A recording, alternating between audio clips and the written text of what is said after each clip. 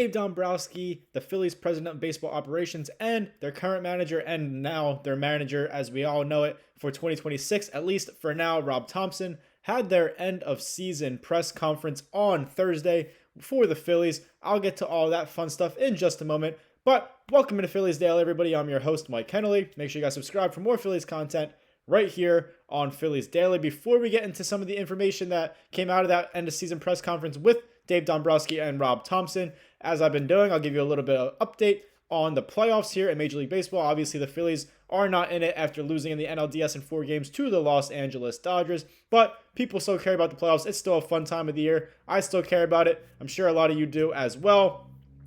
American League Championship Series, the ALCS, between the Seattle Mariners and the Toronto Blue Jays. Now, I should mention again, today is Thursday. This video is uploaded for Friday. So like I've been doing the past couple of days, I've been recording it a day before it's uploaded. So not completely accurate on my end, but close enough. So today is Thursday at the making of this video, but tomorrow when you guys are watching it, it will be Friday. But anyway, Mariners are up in that series over the Blue Jays 2-1. The Mariners did take game 1 in Toronto. They won that ball game 3-1 to kick off the ALCS. They also won game 2 on the road as well, 10-3 in that ball game to take a 2-0 series lead on the road against the Blue Jays, heading back home to Seattle with that 2-0 lead. The Blue Jays, however, did make a little bit of a series out of it so far. They won game 3 on the road in Seattle, 13-4. So now that series is 2-1. Game 4, Thursday night, again, at the making of this video, that game has not started yet. That begins at 8:33 p.m. Game 4,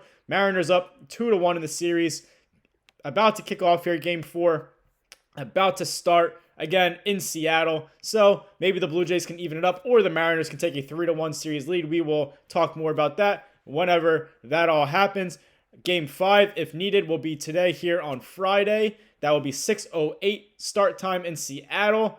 Well, I shouldn't say if needed. It definitely is needed because the Blue Jays did not get swept and they won that game 3, 13-4. So game 5, Friday, 6:08 here today. Game 6, if needed, would be Sunday at 8:03 p.m. back in Toronto after those 3 games in Seattle. Now over into the National League in the NLCS, the Los Angeles Dodgers versus the Milwaukee Brewers.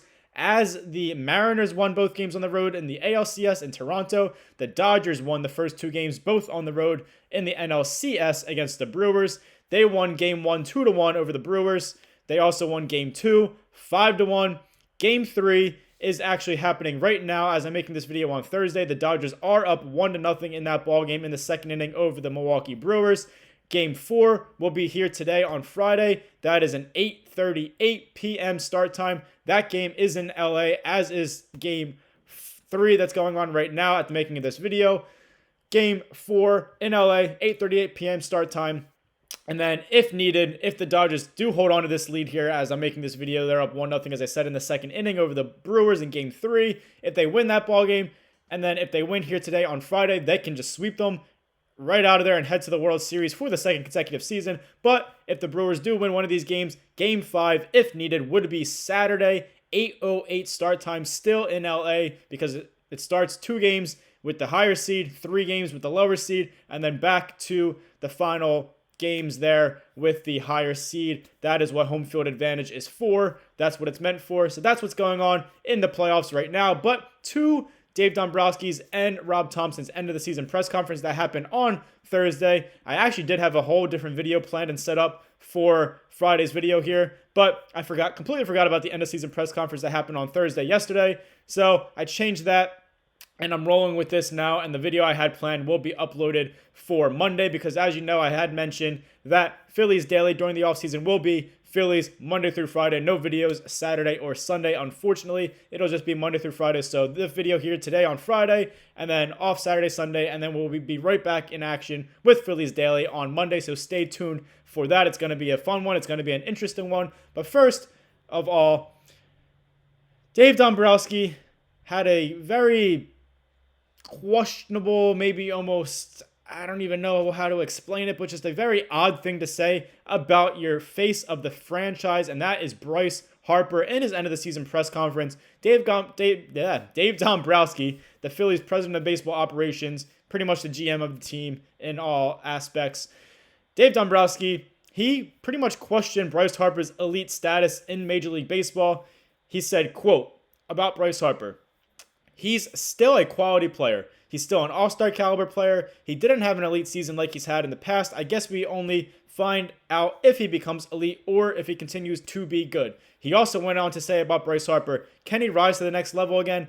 I don't really know that answer. He's the one that would dictate that more than anything else. I don't think he's content with the year that he had. Again, it wasn't a bad year, but when I think of Bryce Harper, you think elite, you think one of the top 10 players in baseball, and I just don't think it fit into that category. Talking about Bryce Harper's little bit of a down year in 2025. Bryce Harper did actually turn 33 years old yesterday on Thursday, so happy birthday, happy belated to Bryce Harper, 33 years old. He did hit 261 in 2025. Obviously missed some time with injuries. Not too much time, but still not his best season. His 261 batting average was actually his lowest batting average since the first season he spent with the Phillies back in 2019 when he first signed that massive contract with the team. He hit 260 in 2019 in that season. 261 this year in 2025. He was hitting 280s, 290s, even 300 in some of the previous years before this year. So again, Dave Dombrowski not totally off the mark saying it wasn't an elite season for Bryce Harper. Obviously it wasn't. His home runs were up. He had 27 home runs, so that was good to see. But still not the Bryce Harper we're used to seeing. He also didn't necessarily do good in the playoffs in those 4 games against the Dodgers in the NLDS. Bryce Harper, he had been really, really good in the previous 3 playoffs with the Phillies in 2022, 23, and 24. Obviously, we all know that home run he hit against the Padres to send the Phillies to the World Series in 2022. That was electric. That was great. That was his playoff moment. But still very good in the other 3 seasons in 2024 or 2023 and 2024 as well. This year in the playoffs in 2025 in that NLDS 4-game loss to the Dodgers, Bryce Harper hit just 200 with 1 extra base hit and no RBIs in those 4 games against the Dodgers. So very uncharacteristic out of Bryce Harper.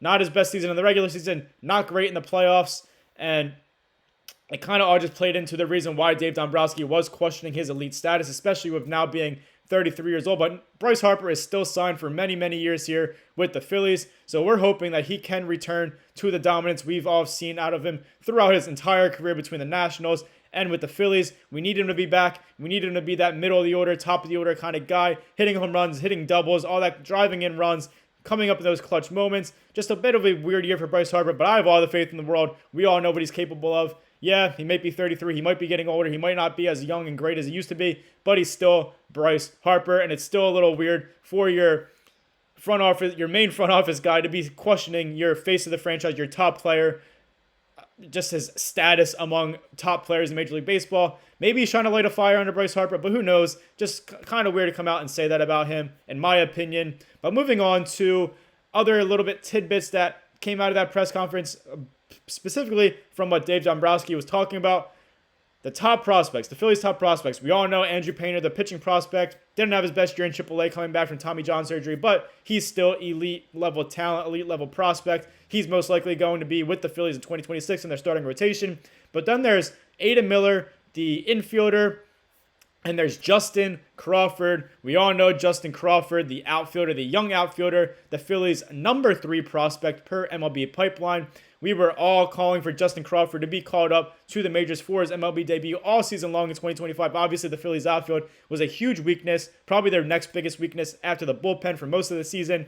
Actually, one of their biggest strengths in the final 2 months or so of the season after acquiring Harrison Bader. Him and Brandon Marsh really turned it on as well. But still, the outfield, a lot of questions moving into 2026, what the outfield will look like with Max Kepler being a free agent, Nick Castellanos being in the final year of his contract, and trade rumors as well. Brandon Marsh, he's under team control, but he's been possibly floating around in trade rumors. So, very uncertain future for the Phillies. Outfield, Harrison Bader also could be a free agent if his mutual option is not picked up between him and the Phillies. So, Justin Crawford, he deserves his chance in the majors, and Dave Dombrowski and the Phillies seem like they are finally going to give us our prayers and our dreams and our hopes with Justin Crawford in 2026. In his press conference on Thursday, Dave Dombrowski pretty much said that an outfield spot with the Phillies in 2026 is Justin Crawford's to lose in spring training and head in throughout the offseason. He said, quote, about Justin Crawford: he needs to go to camp and just do what he's basically been doing. He's led leagues in hitting. He can steal bases. He's a good energy guy. He's a solid outfielder. He went on to say, I don't expect him to carry our club in the very beginning of the season, but you also don't want to put him in there where you think it would be a bit too much for him. I don't think that's going to happen, but you still need to show it. I don't know what else he really does at the minor league level at this point. Again, fans were calling for him to be on the big league club all season long in 2025. Did not happen. He hit .334 in 2025 in AAA, his first full season with the Lehigh Valley Iron Pigs in AAA. He's still developing his power. It's not quite there for him, but a .334 batting average, that's incredible. He's getting on base. He's getting base hits. He's also got speed. He's a 40-plus stolen base kind of guy. I think he had 46 stolen bases here in 2025 with the Iron Pigs. So he's got that contact ability. He can get on base. He's got speed. He's a solid fielder, developing that power, but he's still just 21 years old. He's still got a long way to go in his progression, in his development, but he's been so good at every single level in the minors since he was the Phillies' first-round pick back in 2022 out of high school. His dad's obviously a former all-star MLB outfielder himself, Carl Crawford, so he's got that to help him transition to the big leagues, make that jump from the minors to the big leagues if that happens here to start 2026. Justin Crawford, incredible talent, incredible prospect, incredible hitter, incredible speed. I hope he just transitions well and he's in that Phillies starting outfield in 2026 contributing. We all wanted to see it happen, and we look like we're finally going to get that in 2026 from what Dave Dombrowski was saying in his end of the season press conference on yesterday. Now, sticking with the prospects, I did just mention Adam Miller, the young infielder as well, 21 years old as well. Dave Dombrowski also talked about Adam Miller, the Phillies' number 2 prospect per MLB Pipeline. Andrew Painter's number 1, and Crawford obviously number 3, as I just said.